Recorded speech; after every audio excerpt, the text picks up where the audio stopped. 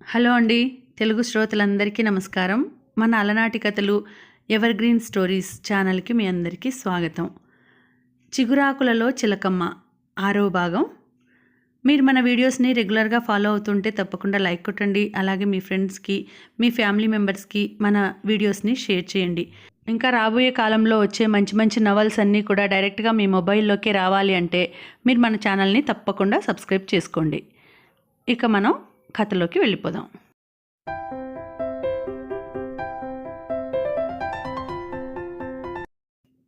ఆ రోజు సాయంత్రమే నూతన వధూవరులతో సికింద్రాబాద్ వెళ్ళాడు లక్ష్మీపతి. మరుసటి రోజు దంపతులు హనీమూన్ ట్రిప్ వేసుకున్నారు. సాగర్, లక్ష్మి ఆనందంగా ఉదయమే బెంగళూరు నుండి దిగారు. అతనికి జీవితం నీరసంగా, నిరాశగా లేదు. అద్భుతంగా, అత్యంత రమణీయంగా ఉంది. డబ్బుంటే ఎన్ని సుఖాలైనా వస్తాయి అనుకున్నాడు సాగర్. ఇద్దరూ ఆటో చేసుకుని ఇంటికి వచ్చారు. ఇల్లు దగ్గరే అయినా సామాన్ల కొరకు ఆటో తీసుకున్నారు. వారికి వాకిట్లో ఎవరూ కనిపించలేదు.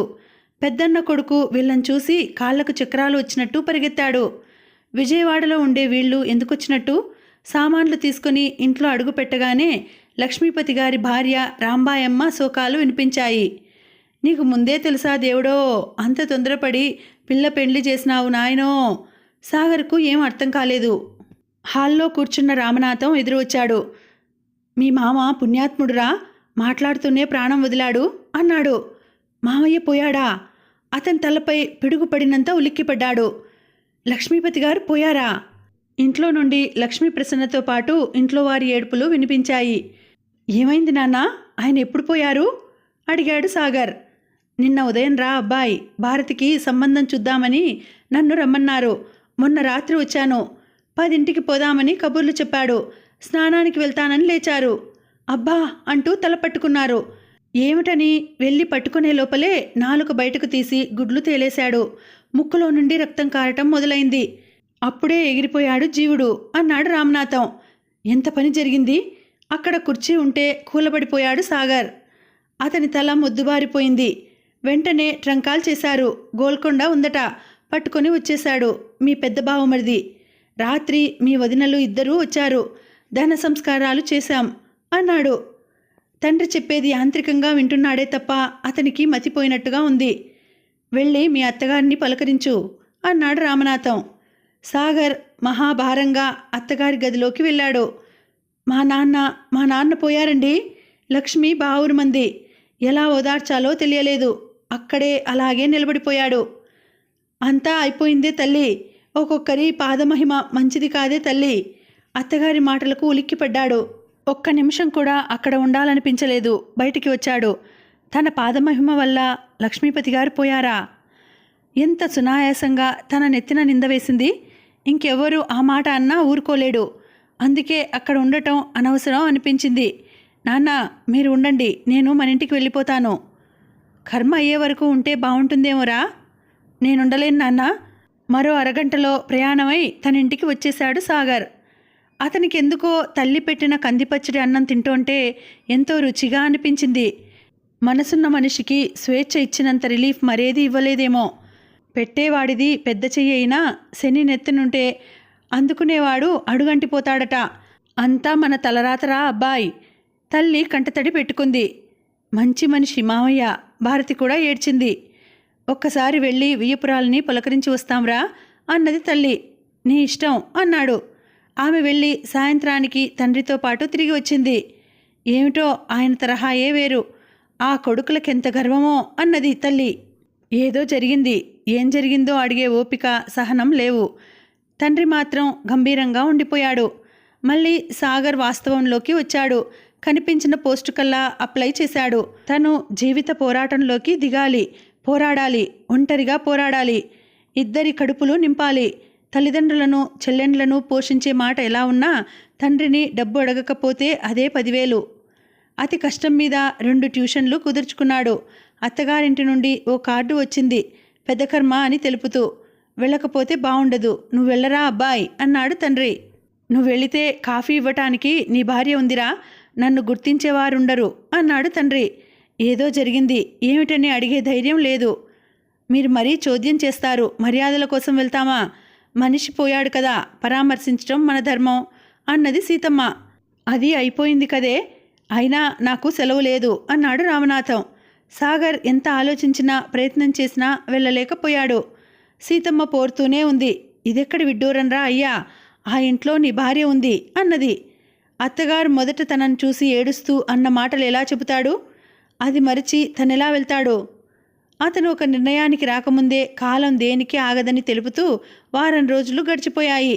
వెళ్ళి కోడలనైనా పిలుచుకురా, సీతమ్మ పోరు ఎక్కువైంది. అమ్మా, కోడల్ని నువ్వు వెళ్ళి పిలవచ్చు కదా, ఈ ట్యూషన్లు నాకెంతో ముఖ్యం ఇప్పుడు అన్నాడు. ఏం మొండితనమో ఏమిటో ఆమె విసుక్కుంది. అన్నయ్యను అక్కడ గౌరవంగా చూడలేదేమో, అందుకే వాడు వెళ్ళనంటున్నాడు. నువ్వు పెద్దదానివి, వెళ్ళిరాకూడదు అన్నది భారతి. భారతి బంగారు చెల్లి అనుకున్నాడు. ఆ తెలుగు క్యాలెండర్ పట్టుకురావే తల్లి, మంచి రోజు చూసుకుంటాను అన్నది తల్లి. అతనేం మాట్లాడలేదు. అతని కళ్ళ ముందు రంగురంగుల కలలు చూపించిన లక్ష్మీపతి గారు కనిపించారు. ఒక వేడి నిట్టూర్పు వదిలాడు. లక్ష్మీ ప్రసన్న వచ్చింది. ఆమె రాజ్యాలు కోల్పోయిన రాణిలా ఉంది. ఆ 2 గదులలో ఏకాంతం చేసుకుని ఎలా పలకరించాలో అర్థం కాలేదు సాగర్కు. ఆ రాత్రి తల్లి తండ్రి ఆడపిల్లలు ముందు గదిలో సర్దుకుని వంటగది దంపతులకిచ్చారు. నేల మీద పడుకోవటమే లక్ష్మికి అసహ్యంగా ఉంది. మెల్లగా ఆమె ప్రక్కన కూర్చున్నాడు. 3 నెలల తర్వాత వచ్చిన భార్యను ఓదార్చాలని తెలుసు. అయినా కొండంత అండ తండ్రిని పోగొట్టుకుని వచ్చింది. I am sorry Lakshmi, I am very very sorry అన్నాడు చివరకు. ఆయన మీరంటే ఎంత అభిమానించేవారు, ఆయన కర్మకు రాలేదేం వెక్కుతూ అడిగింది. ఆయన మీదున్న గౌరవంతోనే రాలేదు లక్ష్మి. మీ వాళ్ళు ఏదో ఒకటని అవమానిస్తారు, ఎంతకని సహనం వహించాలి. ఆ రోజు నేను ఆయన మరణానికి షాక్ తిన్నాను. మీ అమ్మ నా పాదమహిమ అంటే ఎలా ఉంటుంది? లక్ష్మి మాట్లాడలేదు. ఇంట్లో అందరూ అదే మాట అన్నారు. తను రోషపడి ఏం చేస్తుంది? మెల్లగా ఆమె భుజం మీద చెయ్యి వేశాడు. ఆమె అలాగే అతని హృదయంలో తలదాచుకుంది. నాన్న ఇల్లు నాకే ఇస్తానన్నాడు, అదేం లేదంటూ అన్నయ్యలు 3 3 భాగాలు చేసుకున్నారు అన్నది. మరి రాతపూర్వకంగా లేనిది అంతే కదా అన్నాడు సాగర్. అమ్మ కూడా ఎంత మారిపోయిందండి, పెద్దన్నయ్యను తిట్టని రోజు లేదు, ఇప్పుడు ఆయన దేవుడు అన్నది లక్ష్మీప్రసన్న. మీ నాన్న తరువాత నాన్న లాంటివాడు కదా? అది కాదండి, ఎన్నోసార్లు నాన్న బీరువా నేను తీసేదాన్ని. 5-6 వేల రూపాయలు ఉండేవి, తాకట్టు పెట్టుకున్నవి, వాకట్టైన నగలు ఉండేవి. అక్క వదిన కలిసి నాన్న పోయిన రాత్రికి రాత్రే తీసేశారు. ఇప్పుడు బీరువాలో 500 మాత్రమే మిగిలాయి అన్నది ఆవేదనగా. పోనీలే లక్ష్మి, మనకంతే ప్రాప్తం ఉంది.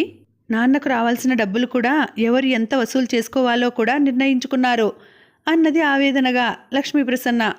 పోనీలే లక్ష్మి, మనం బ్రతుకుదాం తృప్తిగా ఆనందంగా అన్నాడు. నాన్నగారు నా పేరు కొన్న ఫ్లాటు తప్ప నాకేం లేదట అంది. నీకా ఫ్లాట్ అయినా ఉన్నది, మా భారతి పెళ్లి చేస్తే మాకది లేదు, పెళ్లి చేసి అయినా పంపగలమో లేదో అన్నాడు ఓదార్పుగా. నాన్నగారు చూసిన సంబంధం పోయిందండి, ఆ కుర్రాడు మరో అమ్మాయిని చేసుకున్నాడు అన్నది. చేసుకోక మన కోసం ఎవరుంటారు, వేరే సంబంధం చూద్దాం అన్నాడు నిదానంగా. అతను లక్ష్మి ద్వారా అడ్రస్ సంపాదించి రైల్వే ఆఫీసర్ ఇంటికి వెళ్ళి విషయం చెప్పాడు. లక్ష్మీపతి మంచి మనిషయ్యా, పాపం ఎంత సునాయాసంగా పోయాడు, అదృష్టవంతుడు అన్నాడు. నాకెవరూ తెలియదు సార్, మీరే ఏదైనా దారి చూపాలి. సరే, వేకెన్సీలు వచ్చినప్పుడు కనపడు అన్నాడు. సాగర్కు తెలుసు వేకెన్సీలు వచ్చినప్పుడు కాంపిటీషన్ ఉంటుంది. ఆ తలనొప్పి భరించలేకనే టెంపరీగా వేసి ఫస్ట్ ప్రిఫరెన్స్ ఇస్తారు. కానీ ఇక్కడ ఎవరున్నారని నిరాశగా తిరిగి వచ్చాడు. ఏమన్నాడండి? ఆశగా ఎదురు వచ్చింది లక్ష్మి. వేకెన్సీ ఉన్నప్పుడు రమ్మన్నాడు అన్నాడు. అతనికి ఏం చేయాలో తోచలేదు. 2 పూటలా తిండి తినే మార్గం కనిపించడం లేదు. ఆ ట్యూషన్లతో గడుపుతున్నాడు. సాగర్, లక్ష్మిని డాక్టర్కు చూపించరా అన్నది. ఏమైందమ్మా? నెల తప్పిందని అనుమానంగా ఉందిరా అన్నదామె. తలపై పిడుగు పడినట్టయింది. తా దూర సందు లేదు, మెడకో డోలు అన్నట్టుంది తన పని.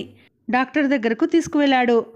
డాక్టర్లకు ఇంపోజిషన్ రాయటం సరదా అన్నట్టు ఓ 1/2 డజన్ మందులు రాసిచ్చింది.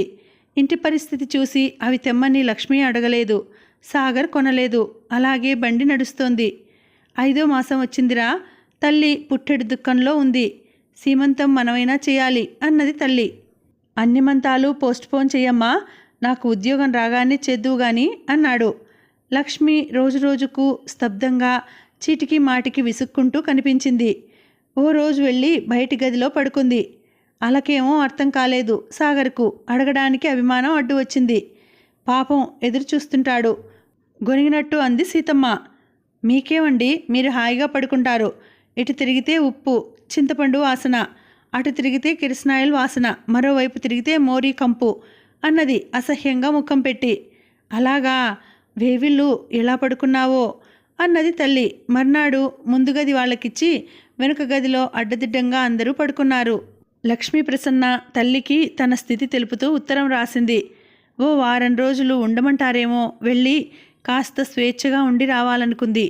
అన్నగారి కాళ్ళ మీద పడైనా భర్తకు ఉద్యోగ ప్రయత్నం చేయిస్తానంది. లక్ష్మి, చిన్నదానివి ఎలా ఉన్నావని ఒక్క ఉత్తరం రాయని వారు నాకు ఉద్యోగం చూస్తారనుకోను వారించాడు సాగర్. ఇప్పుడు అభిమానపడితే లాభం లేదు అన్నది. వారం రోజులకు ఉత్తరం వచ్చింది. మీ ఆయన కుటుంబాన్ని పోషించే విషయంలో ప్రోగ్రెస్ కాకపోయినా కుటుంబాన్ని పెంచే విషయంలో ప్రోగ్రెస్ చూపాడన్నమాట. థ్యాంక్స్. అమ్మకు సీమంతం అది చేయాలని ఉన్నా సంవత్సరం దాటందే చేయకూడదట. 100 రూపాయలు ఎంవో చేస్తున్నాను, చీర కొనుక్కో అంటూ రాశాడు. సాగర్ వేదాంతిలా నవ్వాడు. ఈ దేశంలో ప్రకటిస్తారు కుటుంబ నియంత్రణ గురించి, కానీ ఇంట్లో చర్చించడానికి వెనుకంజ వేస్తారు.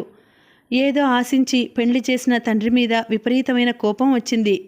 పుస్తకం లేక ఒక సబ్జెక్ట్ తప్పింది భారతి. ఇంట్లో ఎప్పుడూ చిరుబురులే. సాగర్, లక్ష్మి చిన్న చిన్న విషయాలకు నోరు చేసుకుంటారు. దువ్వెనేది లక్ష్మి? అక్కడే ఉండాలి చూడండి. చూడండి అనకపోతే ఒకసారి వచ్చి ఇచ్చిపోతేనే పొగరు. అవును, మీరు తెచ్చే చిరుతిండ్లు తిని బలిసాను. చేసుకునే రోజే తెలియదా నేను నిరుద్యోగినని? కర్మకాలు చేశారు ఏడ్చేది లక్ష్మి. చిచి, వెదవ కొంప. ఏడ్పు అంగలార్పులు తప్పి శాంతి సౌఖ్యాలు లేవు. చిరుబురులాడుతూ సాగర్ బయలుదేరేవాడు. ఏమిట్రా అన్నయ్య, వదిన గారాబంగా పెరిగింది, అందులో చూలాలు, కాస్త శాంతంగా మాట్లాడలేవు? భారతి మందలించేది. నీకేం తెలియదు ఊరుకో కసురుకునేవాడు. వదిన, మాటకు మాట అంటే స్పర్ధలు పెరుగుతాయి. నువ్వైనా. భారతి నోటి మాట రాకముందే లక్ష్మి గయ్యమంది. మీరంతా నన్ను తప్పుబట్టి బజార్లో పెట్టాలని చూస్తున్నారు. అదేం కుదరదు. అవునులే, పెళ్లికి ముందే వరహీనమని విక్రించారాయే. వదిన, నువ్వనేదేమిటి? నువ్వు అనలేదేమో, మీ అమ్మ అనలేదా? నేనెవరితో అన్నానే తల్లి? మీ బంధువులు నాతో సమంగా మాట్లాడిందెవరే అన్నది. మీ అబ్బాయే చెప్పాడు, అడగరాదు? మా అబ్బాయా? ఏమిట్రా సాగర్, ఏమిటిదంతా? సాగర్ తలపై రాయిపడింది. ఏదో స్వీట్ నథింగ్స్లో అన్న మాటకు ఇలాంటి పెడర్థమా? అది కాదమ్మా. ఎలా చెప్పాలో తెలియక ఓ విధవనవ్వు నవ్వాడు. అవునరా, పెద్దలు ఊరికే అన్నారా పెళ్ళం బెల్లం ఆయే అని.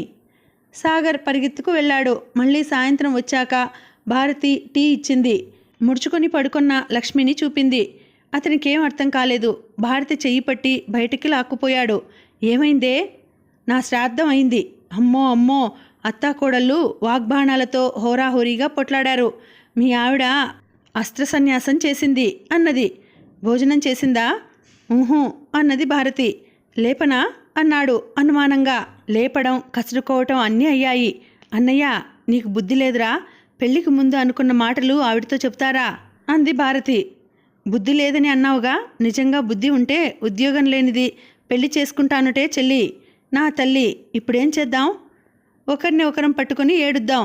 ఆనాటి దశరథ మహారాజులా వెళ్ళి కాళ్ళు పట్టు అన్నది. చుప్పనాతి. చెల్లి తలపై ఒకటిచ్చి లోపలికి వెళ్ళాడు. అతను ఎన్ని విధాలుగా బ్రతిమాలినా లేవలేదు లక్ష్మి. ఆమె అలా అలిగిందంటే 3 రోజులు పడుకుంటుందని అర్థమైంది. అది గ్రహించాక వీలైనంత వరకు లక్ష్మిని తప్పుకుని తిరిగేవారందరూ. మీరంతా ఒకటి, నేను ఒంటరిదాన్ని అని దెప్పి ఏడ్చేది. ఆమెను ఎలా సంతోషపెట్టాలో తెలియదు. తనకు ఉద్యోగం దొరికితే సగం సమస్యలు పరిష్కారం అవుతాయని తెలుసు. 3 రోజులకు తనంతట తాను లేచి భోజనం చేసింది. లక్ష్మి అతనితో మాటలు మానేసింది. అందరితో పాటు పడుకునేది. స్త్రీలు పురుషులు గదులు పంచుకున్నట్టు పడుకుంటున్నారు. అప్పుడే సాగర్కు లెక్చరర్ ఒకతను కనిపించాడు. ఏం సాగర్, ఏం చేస్తున్నావు? ట్యూషన్స్ చెప్తున్నాను సార్ అన్నాడు స్పోర్టివ్గా. ఇంకా ఏం ఉద్యోగం దొరకలేదా? లేదు సార్, రికమెండేషన్లు చేసేవారు లేరు. లంచాలు ఇచ్చే తాహతు నాకు లేదు అన్నాడు దీనంగా. అతను స్టైల్గా సిగరెట్టు కాల్చాడు. ఉభయతారకంగా ఓ విషయం చెబుతాను విద్య. ఈ రోజులలో నైవేద్యం పెట్టనిదే దేవుడి పూజకు ముగింపు ఉండదు. నా మాట విను. చెప్పండి సార్. ఏం లేదు, ఈడీఎల్ ఫ్యాక్టరీలో పర్చేజ్ ఆఫీసర్ పోస్టు ఖాళీగా ఉంది. దానికి 10,000 రేటు ఫిక్స్ అయి ఉంది. 10,000? అయితే ప్రయత్నించడం అనవసరం సార్ అన్నాడు సాగర్. మధ్య నేనున్నది దేనికి? 5,000కు ఒప్పిస్తాను. సగం ముందుగా సగం ఉద్యోగం వచ్చినాక ఇవ్వు అన్నాడు. అతని పేరు వరాహగిరిరావు, కానీ అందరూ గిరీశం అంటారు. అతని మాటలు ఎంతవరకు నమ్మాలో అర్థం కాలేదు. లంచం ఇచ్చి ఉద్యోగం సంపాదించటం తన మతం కాదు, కానీ ఇంట్లో గడ్డు సమస్యలు ఎదుర్కోవాలంటే ఇదొక్కటే మార్గం. తప్పదు. నీకేదో నాపై నమ్మకం కలగనట్టుంది. పరోపకారం వెధవ శరీరం అన్నారు అని ఒక ఇంటికి తీసుకువెళ్ళాడు. డాక్టర్ శ్రీనివాసరావు MBBS అన్న బోర్డు ఉన్నది. ఆ ఇంటివారు గిరీశాన్ని ఆదరంగా ఆహ్వానించారు. ప్రతిరోజు మీ గురించే అనుకుంటాం సార్ అన్నదో యువతి. అతను వేదాంతిలా నవ్వాడు. నాదే ఉందమ్మా, మీరు డబ్బు ఇవ్వగలిగారు. సాగర్, ఈవిడ డాక్టర్ శ్రీనివాసరావు కూతురు. వాళ్ళ ఆయన అలిగి ఆస్తి వదులుకొని వస్తే ఓ ఫ్యాక్టరీలో అడ్మినిస్ట్రేటివ్ ఆఫీసర్గా వేయించాను అన్నాడు. లావణ్య, ఇతను నా విద్యార్థి. పరిచయమయ్యాక కాఫీ టిఫిన్ ఇచ్చి పంపారు. సాగర్లో ఆశ చిగురించింది. అతను ఓ నిర్ణయానికి వచ్చి ఇంటికి వచ్చాడు. ఇంత ఆలస్యం అయిందేరా? ఎక్కడైనా ఉద్యోగం దొరికే ఆశ కనిపించిందా? 2,500 వెంటనే లంచం పెట్టాలి నాన్న. 2,500 ఉద్యోగం వచ్చాక ఇవ్వాలి అన్నాడు. లంచమా? మనం లాంఛనం అనుకున్నా అతనికేం అభ్యంతరం ఉండదనుకుంటాను అన్నాడు. బాగుందిరా నీ విట్టు. భారతి నవ్వింది.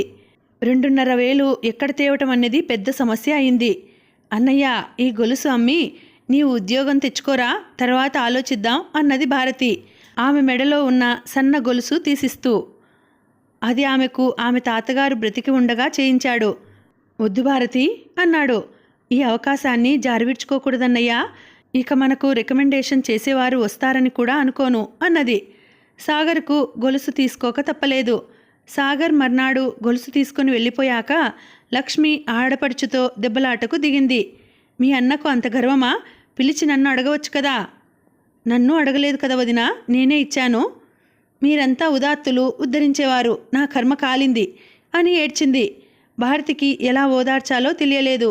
2-3 సార్లు అనవసరంగా లక్ష్మి మాటలన్నా తల్లిని మాట్లాడనీయలేదు. అమ్మా, వదిన చెడ్డది గయాలిది కాదు. భర్తకు ఉద్యోగం లేదన్న బాధ, కొండంత అండ, తండ్రి పోయాడన్న ఆవేదన మరొక వైపు ఆమెను కృంగదీశాయి అన్నది. సాగర్ చెల్లెలి సహనానికి, సహృదయతకు ముగ్ధుడయ్యాడు.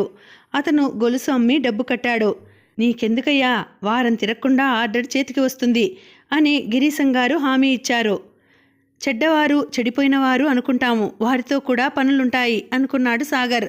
4 రోజులకు పోలీసులు వచ్చారు.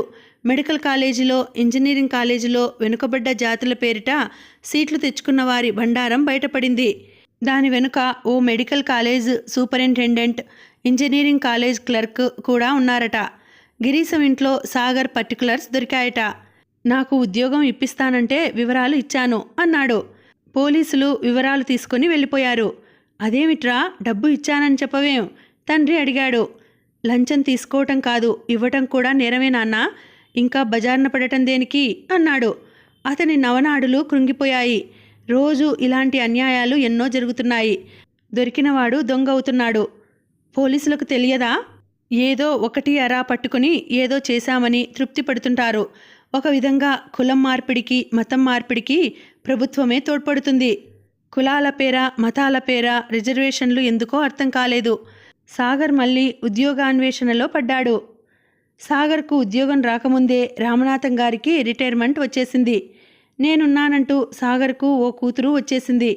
భారతి తనకు వచ్చిన ఎంబ్రాయిడరీ చేసి ఇంటి అద్దె వరకు సంపాదిస్తోంది.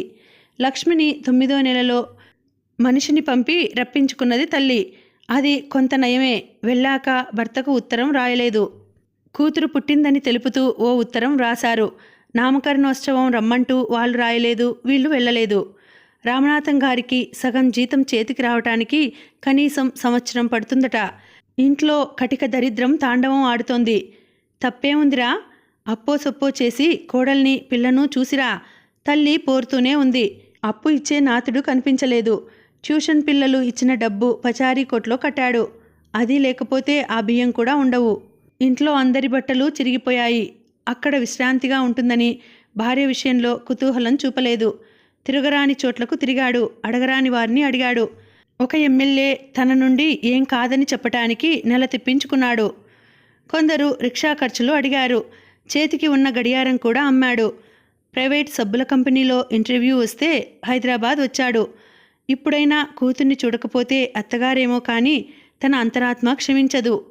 అతనికి మర్యాదలు తెలియవు, డబ్బుతోనే వస్తాయి మర్యాదలన్నీ. కానీ తప్పదు. ఒకరోజు వెళ్ళి మళ్ళీ తిరిగి వచ్చాడు. మర్నాడు ఇంటర్వ్యూ అయింది. అక్కడ క్యూ చూస్తే ఉద్యోగం వస్తుందో రాదో ఊహించలేక ఇంటికి తిరుగు ప్రయాణం అయ్యాడు. పాపం లక్ష్మీదేం తప్పు. వెంటనే రిక్షా తీసుకుని అత్తగారింటికి వెళ్ళాడు. పనివాడు చూసి అల్లుడుగారు వచ్చారంటూ గొడవ పెడుతూ లోపలికి వెళ్ళాడు. లక్ష్మిని ఎలా పలకరించాలో అర్థం కాలేదు. దాదాపు 9 నెలలయ్యింది తను మాట్లాడి. తల వంచుకుని లోపలికి వచ్చాడు. తల ఎత్తండి, రాక్షసులు కనిపించరు, మీ కూతురే, కిలకిలా నవ్వింది లక్ష్మి. అప్పుడు చూశాడు ఎదురుగా 5 నెలల పాపనెత్తుకొని లక్ష్మి నిలబడింది. బొద్దుగా ముద్దుగా ఉన్న పాపం చూసి తన పాపేనా అని క్షణం తెల్లబోయాడు. ఇంకా అలుకేనా అంది. సారీ లక్ష్మి. పాపనెత్తుకుని ముద్దు పెట్టుకున్నాడు. ఇప్పుడే ఎంత పక్షపాత ధోరణో చూడండి. అన్నయ్య వాళ్ళు ముట్టుకుంటే ముడుచుకుపోయి ఏడుస్తుంది. మీరు పిలవగానే వచ్చింది రౌడీ అన్నది లక్ష్మి. అలాగా. సాగర్కు కూతురంటే ఆ క్షణంలో ఎక్కడ లేని అభిమానం కలిగింది. అక్కడున్న కుర్చీలో కూర్చుని ఇంకా కూతురు స్పర్శలోని మధురానుభూతుల్ని అనుభవిస్తున్నాడు. కాఫీ గ్లాస్ ఇచ్చింది లక్ష్మి. మౌనంగా అందుకున్నాడు. ఇన్ని నెలలకు గాని నేను గుర్తు రాలేదా అంది. రాలేదని కాదు. అవునులేండి, మీకు అమ్మా నాన్న అందరూ ఉన్నారు, నేనేగా పరాయిదాన్ని. అది కాదు లక్ష్మి, ఉద్యోగం దొరికే వరకు నీకు ముఖం చూపొద్దనుకున్నాను అన్నాడు మెల్లగా. బాగుంది వరుస, నన్ను వీళ్ళు కాల్చుకు తింటున్నారు. నాకు తెలుసు లక్ష్మి, నాన్న రిటైర్ అయ్యారు, ప్రతి పైసా లెక్క చూసుకోవాల్సిందే అన్నాడు. మీరు కాసేపు పాపనెత్తుకోండి, బియ్యం పడేస్తాను. ఏం ఇంట్లో ఎవరూ లేరా? అమ్మ తెలిసిన వాళ్ళ ఇంటికి వెళ్ళింది, 2 రోజులు ఉండి వస్తానంది. ఈ ఇల్లు ఎవరి వాటా వాళ్ళు తీసుకున్నారు, అమ్మకి గదులు ఇచ్చారు అన్నది. అతనేం మాట్లాడలేదు. పాప చేతులకు మురుగులు, మెడలో గొలుసు కనిపించాయి. తను ఒక్క గౌను కొనిపెట్టలేకపోయాడు. అతను కూతురుతో ఆడుకుంటుండగానే లక్ష్మి వంట అయిందని వచ్చింది. ఈరోజు అన్నీ గమ్మత్తులు చేస్తుంది, ఇంతవరకు ఎవరినీ సత్కరించక వదలలేదు అని కూతుర్ని తీసుకుని అవసరాలు తీర్చింది. భార్యాభర్తలు కలిసి భోజనం చేశారు. ఉద్యోగం వచ్చే ఆశ ఉందా? ఆశతోనే అప్లై చేశాను, వస్తుందనుకోను అన్నాడు. అన్నయ్యను అడిగాను. చిన్నప్పుడు అమ్మ బుజ్జి అంటూ ఎత్తుకు తిరిగిన అన్నయ్య నేనేదో పరాయిదాన్నన్నట్టు నా విషయమే పట్టించుకోలేదు అన్నది నిట్టూరుస్తూ. ఆవేశానికి అనుభూతికి సమస్యలు అడ్డం రావు, అనుభవాలకు ఆలోచన ఉండదు. భార్యాభర్తలు ఆ రాత్రి మరో తొలిరే అన్నట్టు గడిపారు. నేను వస్తానండి అంది. నాకు ఉద్యోగం వస్తుందన్న ఆశ లేదు, కానీ ఈ నెలాఖరులోనో ఎప్పుడో నాన్న పెన్షన్ వస్తుంది, అప్పుడు తీసుకువెళ్తాను అన్నాడు. సాగర్కు కూతుర్ని వదిలిపెట్టడం ఇష్టం లేదు, కానీ తన ఇంటికి వస్తే ఆప్యాయత తప్ప ఏం ఇవ్వలేడు. లక్ష్మి ఉత్తరం రాయి అన్నట్టు అమ్మాయికేం పేరు పెట్టావు? బుర్కీ అంటూ పిలుస్తాము. సరే, బడికి పంపేనాడు పేరు పెడదాం అన్నాడు. అతను వచ్చాడు. లక్ష్మి ఉత్తరం వచ్చింది.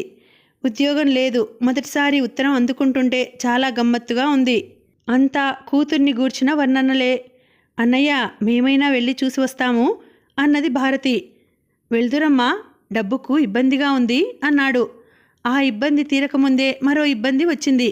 ఉన్నట్టుండి ఓ రోజు రామనాథం పక్షవాతంతో నేల ఖర్చుకుపోయాడు. ప్రభుత్వానికి దయ కలిగిందేమో, అతని పెన్షన్ శాంక్షన్ అయ్యింది.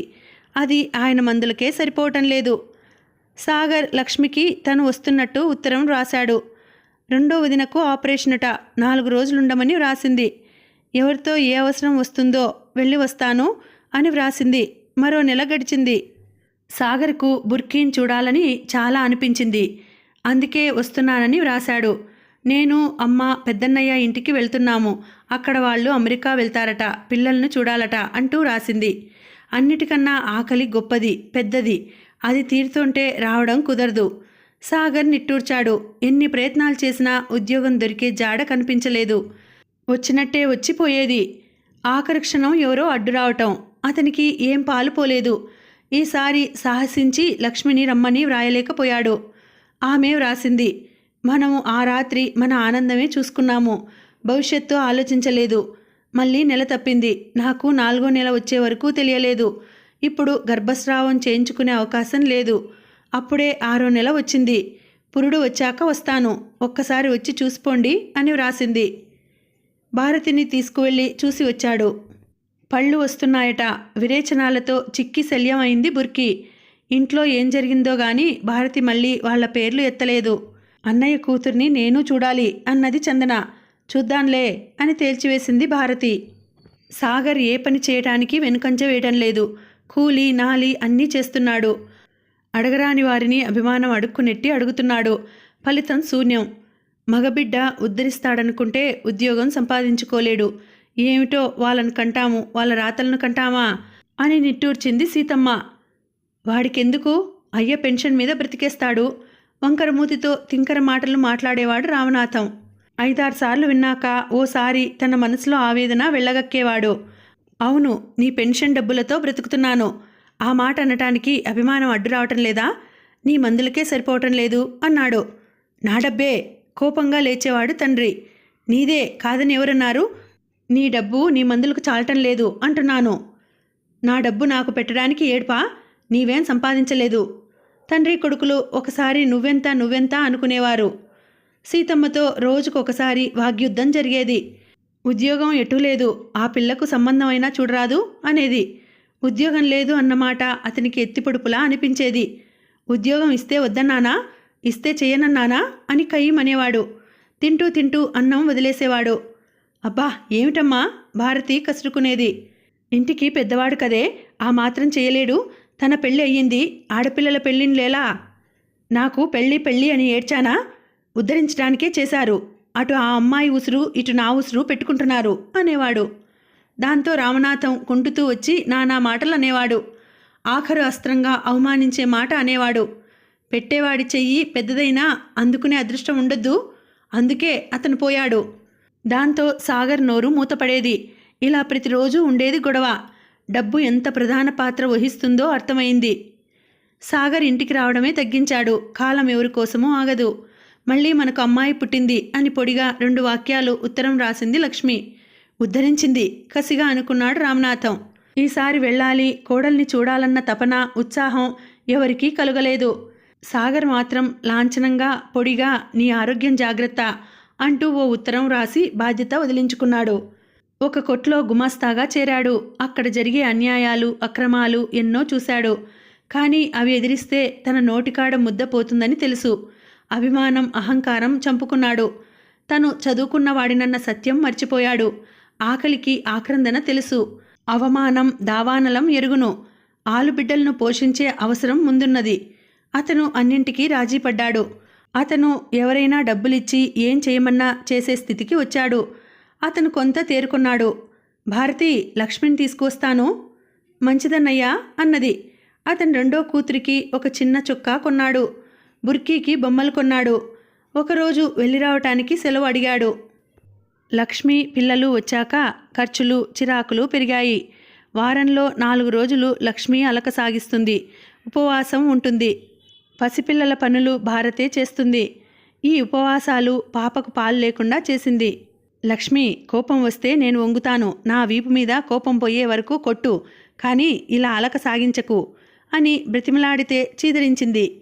ఈ సుఖం, ఈ సంతోషం భరించలేక అలక సాగిస్తున్నాను అన్నది కోపంగా. అతని దగ్గర జవాబు లేదు. ఒకరోజు భారతికి జ్వరం. బట్టలు ముందేసుకుని కూర్చుంది లక్ష్మి. ఆమె తల దూకోలేదు, స్నానం చేయలేదు. ఆహా, అచ్చు గృహిణిలా కాదు, ఆమె అమ్మమ్మలా ఉన్నావు ప్రసూ.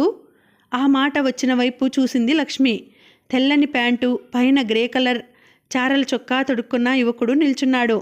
బావా ఆశ్చర్యంగా చూసింది. అమ్మయ్యా, గుర్తుపట్టావు. ఎప్పుడొచ్చావు? చేతులు కడుక్కొని లేచింది. జైలు నుండి రాగానే బొంబాయి వెళ్ళాను ప్రసూ. ఒక పర్మనెంట్ జాబ్ చూసుకోవాలనుకున్నాను. అక్కడ బిజినెస్ సెటప్ చేశాను. అదో దారిలో పడ్డ తర్వాత ఇటు వచ్చాను అన్నాడు. అతని ముందు తన సంసారం చాలా చిన్నదిగాను కుంచుకుపోయినట్టు కనిపించింది. బావా, నీకు కాఫీ ఇవ్వటానికి మా ఇంట్లో మంచి కప్పులు కూడా లేవు అన్నది కన్నీటితో. ప్రసు, నీ ఇల్లు నీ కప్పుల కోసం వచ్చాననుకుంటున్నావా? నిన్ను చూడాలని వచ్చాను. మామయ్య ఇంత మూర్ఖంగా నిన్ను అడవిలో పడవేస్తాడనుకోలేదు అన్నాడు జాలిగా. నాన్నదేం తప్పులేదు బావా, అంతా నా అదృష్టం. తన తండ్రి అనుకున్న ప్రణాళిక అంతా చెప్పింది. ఈ లోపల చక్కగా తోమిన గ్లాసులో కాఫీ తీసుకొని వచ్చింది భారతి. భారతి, మా బావా మా పెద్ద ఆడపడుచు. అలాగా, నైస్ టు మీట్ యూ అన్నాడు కాఫీ అందుకొని. మీరు కాఫీ త్రాగి మాట్లాడుతుండండి, నేను వంట చేస్తాను. వద్దమ్మా, నేను వెళ్ళిపోవాలి అన్నాడు. మొదటిసారి మా ఇంటికి వచ్చిన అతిథి అలా వెళ్ళడానికి వీల్లేదన్నయ్యా అన్నది భారతి. వద్దులే భారతి, నీ హెల్త్ బాగాలేదు అంది లక్ష్మి. కాస్త జ్వరమే, తగ్గిపోయింది వదినా. భారతి లోపలికి వెళ్ళిపోయింది. చాలాసేపు లక్ష్మి వినోద్ మాట్లాడుకున్నారు. బావా, కాసేపు కూర్చో, బట్టలు జాడించి వస్తాను. నేనలా ఊర్లోకి వెళ్ళి వస్తాను లక్ష్మి అన్నాడు. అప్పుడే సీతమ్మ పిల్లలను ఎత్తుకుని వచ్చింది. అత్తయ్య, మా బావ. పరిచయాలు అయ్యాయి. పిల్లలను పలకరించి బయటికి వెళ్ళాడు.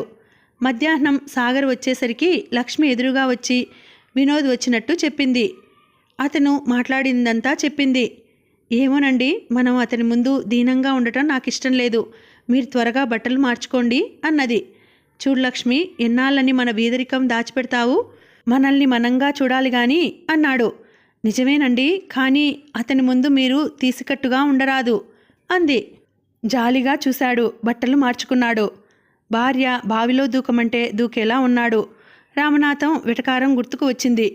అతను బట్టలు మార్చుకుని వచ్చేసరికి వినోద్ వచ్చాడు. పరిచయాలు మరోసారి అయ్యాయి. అతను పిల్లలకు గౌన్లు, లక్ష్మికి చీరలు, కప్పులు, బిస్కెట్లు, పండ్లు తీసుకువచ్చాడు. సాగర్ ఇబ్బందిగా చూశాడు. బావా, ఇలాంటివి అన్నీ తీసుకొస్తే నేను ఊరుకోను. లక్ష్మి నిష్ఠూరం ఆడింది. మా లక్ష్మికి చాలా అభిమానం అని నవ్వాడు. అతను ప్రసు అంటూ పిలుస్తుంటే సాగర్కు ఇబ్బందిగా ఉంది. మా వాడిని అడగమంటే అభిమానపడుతున్నాడు.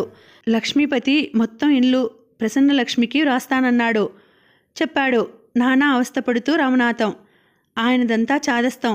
అన్నవాడు రాయకూడదు, రాతకోతలు ఉండగానే ఎన్నో సమస్యలు. ఎనీహో, నేను ప్రయత్నిస్తాను అన్నాడు వినోద్. చూడు నాయనా, ఉద్యోగం చూపుతాడు, వాడి కూతుర్ని వాడు అగాధంలో వేసుకుంటాడా అని కట్నం అడగలేదు అన్నాడు. నాన్న, సాగర్కు అలా దేవురించడం ఇష్టం లేదు. పర్వాలేదులేండి అన్నాడు వినోద్. ఆ రోజు వెళ్ళిపోయినా తరచూ అతను రావటం, ఒక్కొక్కసారి లక్ష్మిని సినిమాలకు, షికార్లకు తీసుకుపోవటం జరుగుతోందని చాలా రోజులకు సాగర్కు తెలిసింది. ఓ రోజు ఇబ్బంది పడుతూ భారతి చెప్పేది. ఆమె మాట విని ప్రశ్నిస్తే ఆమెను తిట్టుకుంటుందని. ఒకరోజు మధ్యాహ్నం వచ్చేసరికి ఇద్దరూ మ్యాట్నీకి తయారవుతున్నారు. సాగర్ను చూసి కాస్త తెల్లబోయారు. మీరు తొందరగా వచ్చారేం? లక్ష్మి అడిగింది. తలనొప్పిగా ఉంది లక్ష్మి. మీరెప్పుడొచ్చారు? వినోద్ను అడిగాడు. ఉదయం వచ్చాడు, బుర్కీకి సైకిల్ తెచ్చాడు అన్నది. సాగర్ హృదయం బగ్గుమంది. తను కొనలేడని ఎత్తి చూపినట్టుంది. ఆ సమయానికి బుర్కీ మట్టిలో ఆడుతోంది. లక్ష్మి, బుర్కీకి కావాల్సింది సైకిళ్ళు, మోటార్లు కాదు, తల్లి చల్లని లాలన అన్నాడు కాస్త మందలింపుగా. ప్రసు అడగలేదు సాగర్, నేనే తెచ్చాను అన్నాడు వినోద్. వద్దు వినోద్, పిల్లలు పెద్దలు తమ పరిధి తెలుసుకోవాలి. అదీకాక బయటవారు, ముఖ్యంగా మాకు అప్పిచ్చేవారు చూస్తే మా తాహతును తప్పక అపార్థం చేసుకుంటారు అన్నాడు. అతని కళ్ళు లక్ష్మి కట్టుకున్న షిఫాన్ చీరపై ఉంది. ఏదో సరదాకు తెస్తే మీరు ఏదో ఊహించుకుంటున్నారు. లేదు వినోద్, భిక్షగాడికి 5 పైసలు వేస్తే మనల్ని మనిషి అనుకుంటాడు. రూపాయలు వేస్తే దాత అనుకుంటాడు. 10 రూపాయలు వేస్తే పిచ్చివాడు అంటారు. అవును, నువ్వు బొంబాయి వెళ్ళడం లేదా అన్నాడు. వెళ్ళాలి, ఇక్కడ కూడా ఈ ఇంపోర్టెడ్ వస్తువుల స్టాల్ ఒకటి పెడుతున్నాను అన్నాడు. మా తాలూకా హెడ్ క్వార్టర్స్లో ఏం నడుస్తుంది? ఒకసారి వాసన చూపితే పోలీసు కుక్కల్లా వెంట పెడతారు కస్టమర్స్. మీరే చూస్తారుగా అన్నాడు. Wish you best of luck అన్నాడు సాగర్ అలసటగా వెనక్కు వాలి. ఇద్దరి ముఖాలలో ఆశాభంగం కనిపించింది. 5 నిమిషాల తర్వాత వినోద్ అడిగాడు. సాగర్, లక్ష్మికి ఈ వాతావరణం బోరు కొడుతోందని సినిమాకు రమ్మన్నాను, తీసుకువెళ్ళనా? సాగర్కు మండిపోయింది, కానీ ఏం అనలేకపోయాడు. ఆమెకిష్టమైతే తీసుకువెళ్ళండి అన్నాడు. సాగర్కు నవ్వు వచ్చింది. ఇదేదో చిన్నపిల్లల ఆటలా ఉంది. ఇష్టమై తయారైంది, ఇంకా ఇష్టమైతే అని అడగడం దేనికి అనుకున్నాడు. బోరు కొడుతోందండి, మీరు రాకూడదు అంది. నాకు తలనొప్పిగా ఉంది అన్నాడు కోపం దిగమింగుతూ. టీ ఇవ్వనా అంటుందని ఆశించాడు. చప్పుడు వినిపించకపోతే కళ్ళు విప్పాడు. అప్పటికే వాళ్ళు గేటు దాటారు. సాగర్ హృదయంలో సాగరమదనం ప్రారంభమైంది. అతను లేచి వచ్చి గేటు వరకు వెళ్ళి చూశాడు. అతను తిరిగి వస్తుంటే ప్రక్కవారి మాటలు అస్పష్టంగా వినిపించాయి. నిన్న మొన్న మొగడు లేడని వెళ్ళింది, ఈరోజు ఆయన ఇంట్లో ఉన్నట్టు ఉన్నాడు. భర్తకు తెలిసే జరుగుతుందేమో భాగవతం అంటోంది మరో ఆవిడ. సాగర్ కాళ్ళు నేలకు అతుక్కుపోయాయి. అవునే, తెలియకుండా ఎలా ఉంటుంది? బట్టలు వస్తువులు చూడటం లేదా? సాగర్ సాయంత్రం వరకు అసహనంగా గడిపాడు. వాళ్ళు సినిమా నుండి రాగానే వినోద్ వెళ్ళిపోయాడు. లక్ష్మి, బయటవారేమనుకుంటున్నారో విన్నావా అడిగాడు సాగర్. బయటవారి మాటలు మీ మాటలు వినాల్సిన అవసరం నాకేం లేదు విసురుగా అన్నది లక్ష్మి. లక్ష్మి, అవును, నేను జీవచ్చంలా బ్రతికితే మీకిష్టం. నేను సినిమా చూశానని కడుపుమంట, నేను మంచి బట్టలు కడుతున్నానని ఏడుపు. సాగర్ అప్రతిభుడై నిలబడిపోయాడు. ఇక్కడికి ఈ భాగాన్ని ఆపుతున్నానండి. మళ్ళీ వచ్చే వీడియోలో మనం కథను కొనసాగించుదాం. మళ్ళీ వచ్చే వీడియోలో కలుసుకుంటాను. అంతవరకు సెలవు. నమస్తే. Thank you for watching. Bye.